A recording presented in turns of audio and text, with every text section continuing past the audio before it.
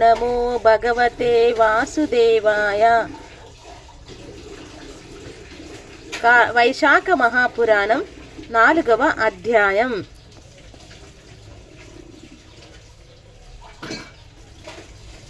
దేవీ స్తుతి. నారదుడిట్లు పలికెను. ఓ బ్రహ్మ, నీవు ప్రజ్ఞుడవు, మహాధీమంతుడవు, వక్తలలో శ్రేష్ఠుడవు, విష్ణువు సద్గురువుగా గలవాడవు. తరువాత జరిగిన వృత్తాంతమును నాకు చెప్పుము. శుభకరము అద్భుతము అగు ఈ మేనక పూర్వ చరిత్రను చెప్పి ఇంటిని ఆమె వివాహమును గురించి ఆమె పూర్వ చరిత్రను చెప్పి ఉంటిని. ఆమె వివాహమును గురించి కూడా వింటిని. తరువాత చరితమును చెప్పుము. ఆ హిమవంతుడు మేనను వివాహమాడిన పిదప ఏమి చేసెను? ఆమె యందు జగన్మాతయగు పార్వతీ జన్మించి వృత్తాంతమెట్టిది. తరువాత ఆమె దుష్కరమగు తపస్సును చేసి శివుని పొందిన తీరు ఎట్టిది? శివుడు యశస్సును వర్ణించే ఈ వృత్తాంతమునందును విస్తృతముగా చెప్పుము. బ్రహ్మ ఇట్లు పలికెను. ఓ మహర్షి, శంకరుని శుభకరమగు పుణ్యకీర్తిని మిక్కిలి ప్రీతితో వినుము. ఈ కీర్తిని విన్నచో బ్రహ్మహత్య చేసిన వాడైనను పవిత్రుడై సమస్త కామములను పొందును. ఓ నారద, మేనా హిమవంతుని వివాహమాడి ఆయన గృహమునకు వెళ్ళినప్పుడు ముల్లోకాలలో గొప్ప ఉత్సాహం జరిగెను. హిమవంతుడు కూడా మిక్కిలి ఆనందించి గొప్ప వేడుకను జరిపించి బ్రాహ్మణులకు, బంధువులకు మరియు ఇతరులను మంచి మనస్సుతో పూజించెను. బ్రాహ్మణులు, బంధువులు మరియు ఇతరులు అందరూను సంతసించి మహదాశీర్వాచనమును ఆ హిమవంతునికి ఇచ్చి తమ తమ స్థానములకు మరలి వెళ్ళిరి. హిమవంతుడు కూడా మిక్కిలి ఆనందించిన వాడే మేనతో కూడి సకల సుఖాలను గల గృహమునందు మాత్రమే కాక నందనవనమును ఇత్యాది సుందర ప్రదేశముల యందు కూడా రమించెను. ఆ సమయంలో విష్ణువు మొదలగు గల సర్వదేవతలు మరియు మహాత్ములగు మునులు హిమవంతుని వద్దకు వెళ్ళిరి.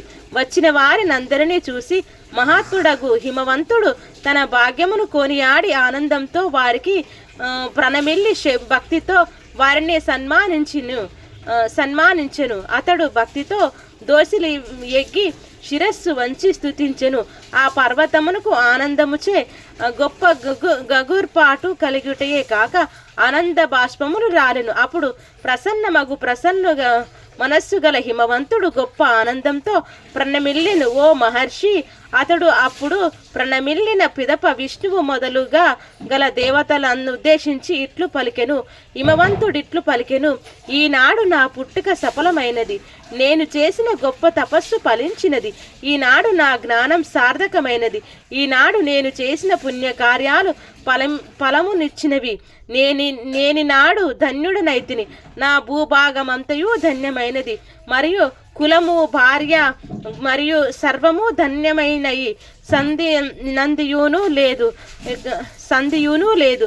కారణమేమనగా మీ సేవకునిగా తలంచి ప్రీతితో ఉచితమగు తీరున నన్ను కార్యమునందు నియోగించిన నాడు బ్రహ్మ ఇట్లు పలికెను. హిమవంతుని ఈ మాటలు విని విష్ణువు మొదలగు ఆ దేవతలు అప్పుడు తమ కార్యము సిద్ధించినదని తలంచి సంతసించిన వారే ఇట్లు పలికెరు. దేవతలు ఇట్లు పలికిరి. ఓయి హిమవంత మహాప్రజ్ఞ, మేము చెప్పే హితకరమగు వచనమును వినుము. మేమందరము ఏ పని కొరకు వచ్చితిమో దానిని ప్రీతితో చెప్పెదము. ఓ పర్వతరాజా, జగన్మాతయగు ఉమా పూర్వము దక్షిణ కుమార్తె జన్మించి రుద్రునకు భార్య అయి చిరకాలము భూమండమునందు క్రీడించెను. ఆ సతీదేవి తండ్రిచే అవమానించబడి తన ప్రతిష్టను గుర్తునకు తెచ్చుకునెను. అప్పుడు జగన్మాత ఆ దేహమును త్యజించి తన ధామమునకు వెళ్ళెను. ఓ హిమగిరి, ఆ కథ లోకములో ప్రసిద్ధిగాంచినది. నీకు కూడా ఆ గాథ తెలియను. ఇట్లు అయినచో దేవతలందరికీ గొప్ప లాభం ఒనుగును మరియు నీకు కూడా గొప్ప ప్రయోజనం చేకూరును. దేవతలందరూ నీకు వశవర్తులై ఉండగలరు. బ్రహ్మ ఇట్లు పలుకను. ఓ పర్వతరాజు, విష్ణువు మొదలైన గల దేవతలు మాటలను విని ప్రసన్న మనస్సు గలవాడే ఆదరముతో అటులనే అగుగాక అని పలికెను. అప్పుడు వారు మిక్కిలి ఆనందంతో ఆ విధి విధానమునంతయు హిమవంతునికి బోధించి తాయుము శంకర పత్నియగు ఉమాదేవిని శరణం జొచ్చిరి. వారు మంచి స్థనములో నిలబడి మనస్సులో ఆ జగన్మాతను స్మరించి అనేక పర్యాయమును ప్రణమిల్లి శ్రద్ధలో స్తుతించినారు. దేవతలిట్లు పలికెను, ఓ ఉమాదేవి జగన్మాత దుర్గా మహేశ్వరి సదాశివునకు ప్రియురాలివై శివలోకమునందు నివసించు నీకు నమస్కారము. పవిత్రము చేయునది శాంతి స్వరూపమును, సృష్టిని కలిగించినది మహత్తు ప్రకృతి స్వరూపముగా గలది అగు శ్రీ శక్తిని మేము భక్తితో నమస్కరించుచున్నాము. మంగళ స్వరూపురాలు మంగళమునిచ్చినయే శుద్ధి స్థూల రూపిణి, కార్యరూపిణి, సూక్ష్మకారణ రూపిణి, సర్వశ్రేష్ఠి లక్ష్మము అంతర్ముఖత్వముచే మరియు ఆధ్యాత్మ విద్యచే మిక్కిలి ప్రీతిని పొందినట్లు అగు నిన్ను నమస్కరించుచున్నాము.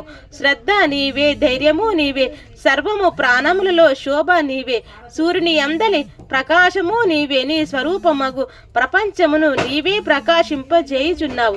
ఓ దేవి, బ్రహ్మాండమే దేహముగా కలిగి ఉన్నవో బ్రహ్మాండంలోని ప్రాణులన్నిటిలో చలన శక్తి రూపములోనున్నది. బ్రహ్మగారి నుండి తృణము వలరకు గల సర్వ ప్రాణులను సంతృప్తి పరచుచున్నదో అట్టి ఆ ఉమాదేవిని నమస్కరించుచున్నాము. వేదమాత యగు గాయత్రివి నీవే, సవితృమండలాదిత్యష్టాన దేవతవు నీవే, సరస్వతివి నీవే, సర్వ ప్రాణులలోని తేజస్సు తెలిసే సామర్థ్యము నీవే, ధర్మములగు వేదము నీవే, సర్వ ప్రాణులు ఎందలి నిద్ర ఆకలి మరియు తృప్తి నీవే, ప్రాణులు ఎందలి తృప్తి నీవే, కాంతి సౌందర్యము మరియు తుష్టి నీవే. నీవు సదా సర్వలను ఆనందమునిచ్చుదవు. పుణ్యాత్ములకు లభించు లక్ష్మివి నీవే, పాపులకు నిశ్చితముగా ప్రసంప్రాప్తమయ్యే దారిద్రము నీవే, సర్వ ప్రాణులలోని శాంతివి నీవే, సర్వ ప్రాణులను పోషించు తల్లివి నీవే, పంచభూతాలలోని సారత్వము నీ స్వరూపమే, నీతి శాస్త్రములు మరియు నీతి మంతుల నీతి నీవే, నిశ్చయాత్మకమగు బుద్ధి నీ స్వరూపమే, సామవేదమునందలి నీతి నీవే, యజుర్వేదంలోని ఆహుతి నీవే మరియు ఋగ్వేదం యొక్క మాత్రా నీవే, అధర్వణ వేదం యొక్క పరమాత్మ తత్వము నీవే, సమస్త దేవతా బృందముల శక్తి నీవే, సమస్త దేవతా బృందముల శక్తి నీవే, లోకమునకు తల్లివగు నీ యందు తమో గుణము ఒకానొక రూపములో కనబడును, రజోగుణ స్వరూపము వగు నీ నుండియే ఈ ప్రపంచము పుట్టినది. మాకు మంగళమనిచ్చు నిన్ను ఇచుట మేము వేద వాక్కులచే స్తుతించుచున్నాము. సంసార సముద్రంలో పుట్టుట అనే భయంకరమగు దుఃఖమును దాటించే పడవ నీవే, అజ్ఞానావరణ నీకు లేదు. 8 అంగములతో గల గూడినరు యాగములు పాలించుట అను క్రీడలో సమర్థురాలువు నీవి. వింధ్యా పర్వత నివాసముచే ప్రీతిని పొందినది అగు ఆ దేవివి నమస్కరించుచున్నాము. ప్రాణుల్లో ముక్కు కన్ను మొదలగు జ్ఞానేంద్రియముల యందు, నోరు భుజములు మొదలగు